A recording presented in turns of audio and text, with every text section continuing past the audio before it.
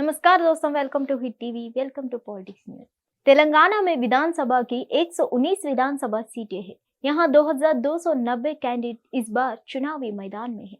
तेलंगाना में जैसे जैसे मतदान की तारीख नजदीक आ रही है, वैसे वैसे ये सवाल और बड़ा हो रहे हैं कि आखिर 3 करोड़ से ज्यादा मतदाता किसको तेलंगाना का निजाम सौंपेगा। इस बीच रणनीतिक रणबांकुरा के बीच वार पटवार का दौर चल रहा है। सत्ता की लड़ाई अब पर्सनल अटैक तक पहुंच गई है। राहुल गांधी ने मुख्यमंत्री के चंद्रशेखर राव और ओवैसी को प्रधानमंत्री मोदी का यार बताया था, जिस पर ओवैसी ने मोर्चा खोल दिया था। उन्होंने जवाब में कहा, राहुल गांधी के 2 प्यार, एक इटली और दूसरा पीएम मोदी। इसके अलावा यहाँ पर करप्शन, महंगाई व बेरोजगारी को लेकर भी सियासत आसमान पर है। पीएम मोदी तेलंगाना की जनसभाओं में केसीआर और कांग्रेस पर जमकर हमला बोल रहे हैं। उन्होंने हाल ही में एक जनसभा में बीआरएस अध्यक्ष और सीएम के चंद्रशेखर राव पर तीखा हमला बोलते हुए पूछा कि क्या तेलंगाना को ऐसे सीएम की जरूरत है जो लोगों से ना मिले। उन्होंने आरोप लगाया कि कांग्रेस से हो या बीआरएस, उनकी पहचान भ्रष्टाचार, परिवारवाद और खराब कानून व्यवस्था है और वे एक दूसरे की कार्बन कॉपी है। उन्होंने कहा, कांग्रेस केसीआर एक समान, दोनों से रहो सावधान। वही कांग्रेस के लिए मोदी ने कहा कि कांग्रेस ने विकसित, किसान, जवान और नौजवान सबको लूटा है। कांग्रेस नेता राहुल गांधी ने पीएम मोदी और तेलंगाना के सीएम के चंद्रशेखर राव पर हमला करते हुए कहा कि ये दोनों नेता आपस में मिले हुए हैं। अगर सीएम केसीआर पीएम मोदी के साथ खड़े नहीं है तो उन पर केस क्यों नहीं लगाए, उनका घर क्यों नहीं लिया, जबकि मेरी लोकसभा की सदस्यता रात 2 बजे रद्द कर दी गई और घर भी छीन लिया गया। साथ ही यह भी कहा कि ओवैसी और केसीआर मोदी के करीबी है। दूसरी ओवैसी और सिर्फ कांग्रेस और बीजेपी पर निशाना साध रहे हैं।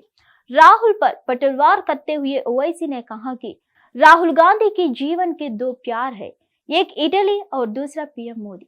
राहुल गांधी का एक प्यार इटली इसलिए है क्योंकि उनकी माँ वहीं से है और दूसरा पीएम मोदी इस वजह से है क्योंकि वह उनको सत्ता देते हैं। ओवैसी बीजेपी के विरोधी है, लेकिन फिर भी बार बार ओवैसी की एआईएमआईएम पार्टी पर बीजेपी की भी टीम होने का आरोप लगती रहती है। कांग्रेस और ओवैसी की सियासी दुश्मनी किसी से छिप नहीं है। इसके पीछे की वजह है मुस्लिम वोट बैंक। कांग्रेस के पास मुस्लिम वोट बैंक लगभग हर राज्य में है, लेकिन पिछले कुछ साल में ओवैसी की पार्टी तेलंगाना से बाहर दूसरे राज्यों में भी इस वोट बैंक में सींध लगा रही है। इसका फायदा बीजेपी को मिल जाता है। वही बात तेलंगाना की करें तो यहाँ मुस्लिम समुदाय का आबादी करीब 45 लाख है, जो कि तेलंगाना की कुल आबादी का करीब 13% है। तेलंगाना की 119 विधानसभा सीटों में से 45 सीट पर मुस्लिम वोटर निर्णायक भूमिका रखते हैं। तेलंगाना में असदुद्दीन ओवैसी की पार्टी एआईएमआईएम सिर्फ हैदराबाद सिटी के मुस्लिम बहुला इलाकों में चुनाव लड़ती है। बाकी सीटों पर वह बीआरएस का समर्थन करती है। इस बार भी यही स्थिति है। इस चुनाव में ओवैसी की पार्टी सिर्फ 9 सीटों पर चुनाव लड़ रही है। ऐसे में मुस्लिम वोट बैंक बचाने और बीआरएस को फिर से सत्ता में लाने से रोकने के लिए कांग्रेस लगातार ओवैसी पर हमला बोल रही है। बता दें कि कई एग्जिट पोल में दावा किया गया है कि इस बार कांग्रेस तेलंगाना की रणजीत सकती है। उसका सीधा मुकाबला बीआरएस से है और वह उसे कड़ी टक्कर देती दिख रही है। 119 विधानसभा वाले तेलंगाना में कांग्रेस को 2014 विधानसभा चुनाव में 21 सीट मिली थी, जबकि 2018 में कांग्रेस ने 19 सीटों पर जीत दर्ज की। 2018 के विधानसभा चुनाव में ओवैसी की पार्टी एआईएमआईएम को 2.71% वोट मिले थे। कई सीटों पर ओवैसी की पार्टी ने कांग्रेस का खेल बिगड़ा था।